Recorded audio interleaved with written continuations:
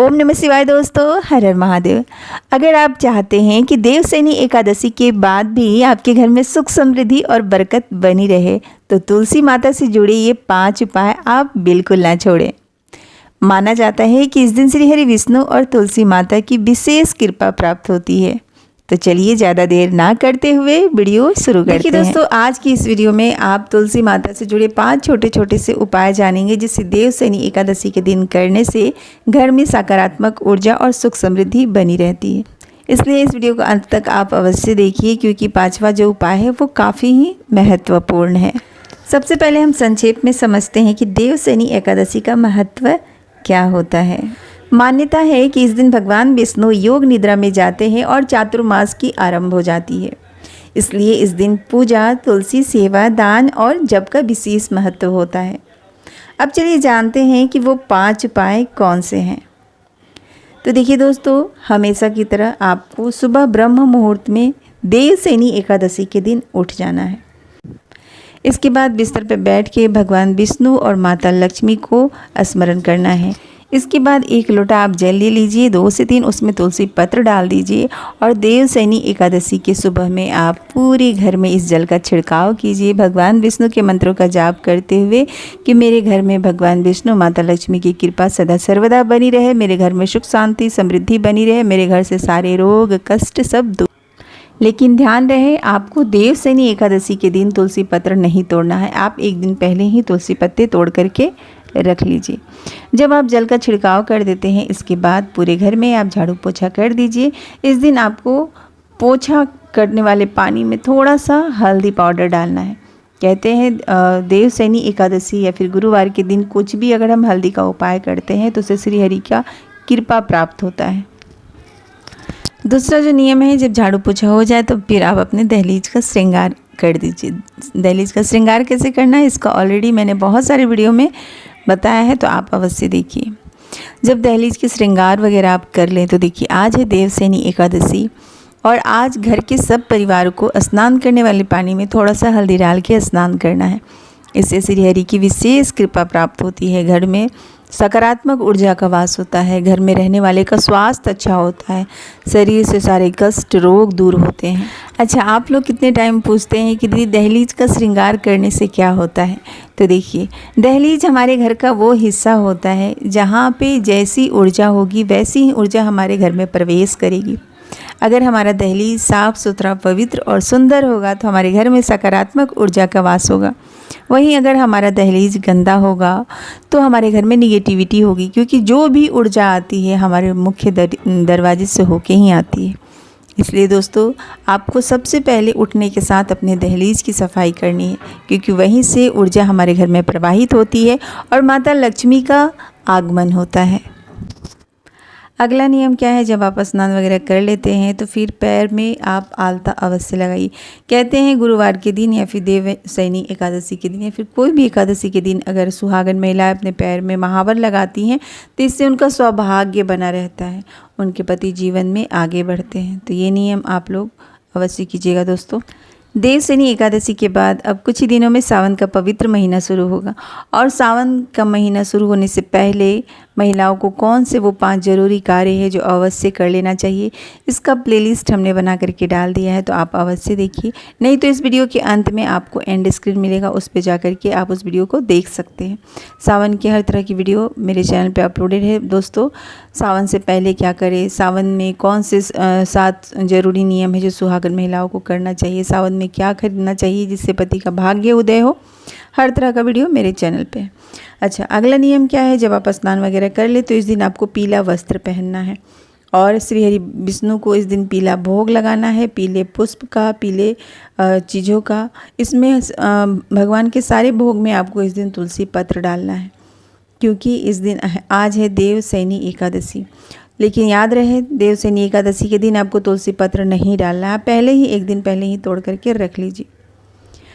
अब जो नियम है वो आप लोग ध्यान से सुनिए दोस्तों, क्योंकि यही वो नियम है जिससे देवशयनी एकादशी के बाद भी आपके घर में सुख समृद्धि सौभाग्य बनी रहेगी, आपके पति जीवन में आगे बढ़ेंगे, घर में भगवान विष्णु और माता लक्ष्मी की कृपा बनी रहेगी। दिन में जब आप पूजा करते हैं तो 5 हल्दी की गांठ आप रखिए भगवान विष्णु के चरणों के पास, और 1 कटोरी आप पीला सरसों रखिए। कहते हैं पीला सरसों घर से नकारात्मक ऊर्जा को हटाने में काफ़ी प्रभावशाली होता है। अगर किसी भी कारण किसी के भी नज़र दोष है, कोई भी वास्तु दोष है आपके घर परिवार के ऊपर, तो वो पीले सरसों से आप दूर कर सकते हैं। जो हल्दी की गांठ आपने पूजा मंदिर में रखी है ना, पूजा के देवशनी एकादशी के बाद दूसरे दिन इसे आप लाल कपड़े में बांध के अपने तिजोरी में रखिए। इससे कहते हैं धन आगमन का स्रोत खुलता है, माता लक्ष्मी प्रसन्न होती हैं। आपके व्यापार में या नौकरी में किसी भी तरह की कोई तंगी है तो वो दूर हो जाते हैं।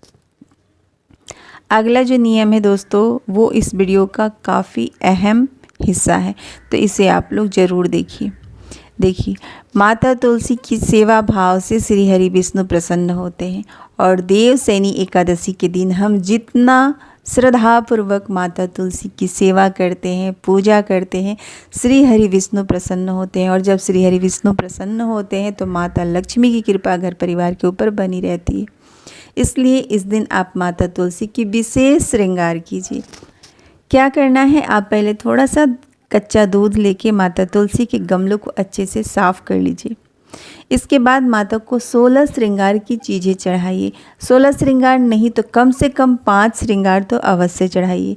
पहला चुनरी, सिंदूर, बिंदी, चूड़ी, नेल पेंट, मेहंदी, ये सारी चीज़ें आप माँ को ज़रूर चढ़ाएं। और याद रहे दोस्तों, एकादशी के दिन माता तुलसी के गमले में जल अर्पित नहीं करना चाहिए, क्योंकि एकादशी के दिन माता तुलसी श्री हरि विष्णु के लिए निर्जल व्रत करती हैं, और हमारे जल डालने से माता का व्रत खंडित हो जाता है। तो चाहे तो आप कच्चा दूध डालिए, चाहे तो आप गन्ने का रस डालिए। गन्ने का रस डालने से रुके हुए धन की प्राप्ति होती है और आर्थिक तंगी दूर होती है। तो क्या करना है, सबसे पहले आप माता का श्रृंगार कीजिए, चुनरी ओढ़ाइए, माँ को सिंदूर लगाइए, चूड़ी पहनाइए, माँ को जो बिंदी है उसमें से 1 बिंदी निकाल के माता तुलसी के पत्तों में लगा दीजिए, मेहंदी लगा दीजिए, माता को माला अर्पित कर दीजिए, फूल से अच्छे से माँ का श्रृंगार कर दीजिए, और ओम महाप्रसाद जन्य सर्व सौभाग्य वर्धनी आदि व्याधि हरणित्यम तुलसी तो नमस्ते, इस मंत्र का जाप करते माता के गमले में दूध अर्पित करें।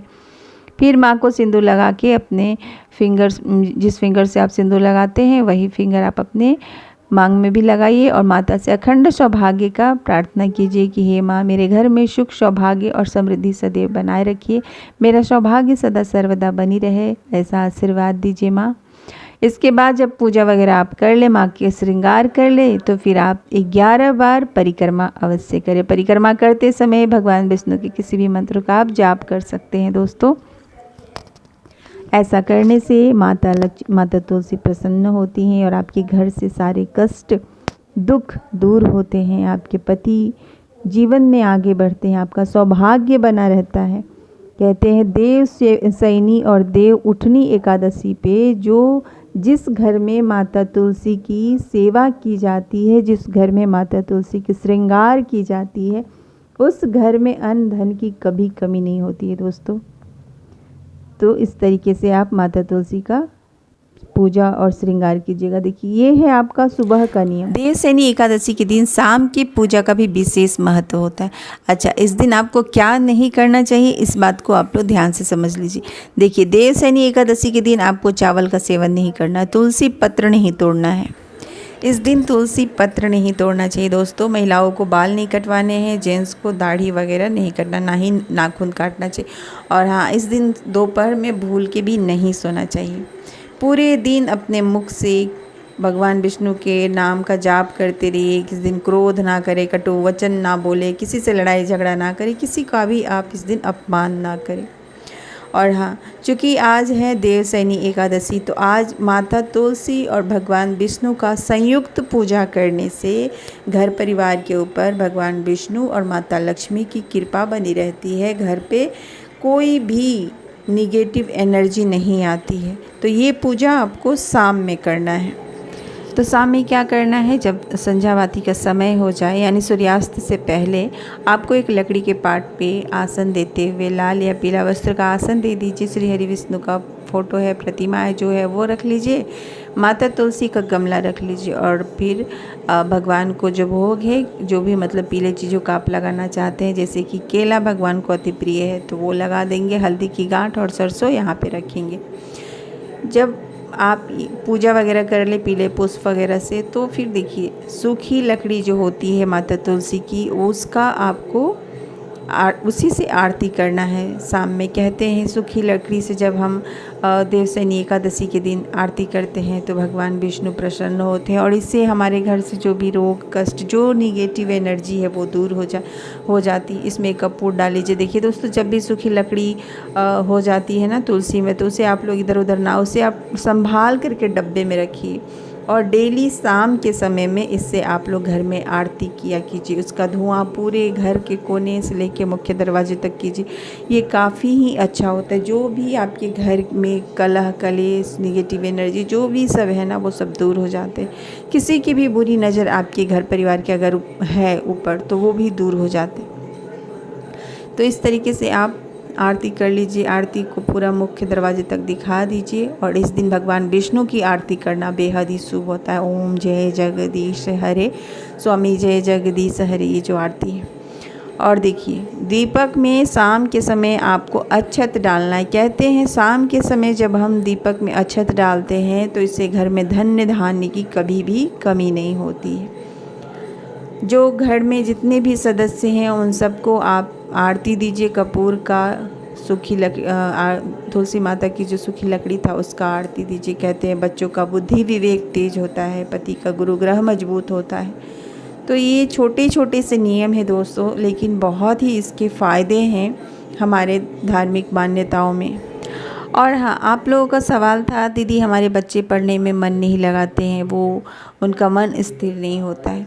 तो बहुत ही अच्छा सा उपाय मैं आपको बता रही हूँ। देखिए हर गुरुवार के दिन आप नियम बना के बच्चों के माथे पे हल्दी से तिलक किया कीजिए। जब बच्चे स्कूल जाते हैं उस समय तो आप याद से किया कीजिए और बोलिए ओम कृष्णाय वासुदेवाय हरे परमात्मने प्रणतः क्लेशनाशाय गोविंदाय नमो नमः। इस मंत्र का उच्चारण करते हुए बच्चों के मस्तक पे हल्दी से तिलक करना शुरू कीजिए और हमेशा अपने बच्चों के सर पे हाथ रखते हुए जब बच्चे रात में सो जाते हैं पॉजिटिव बातें कीजिए।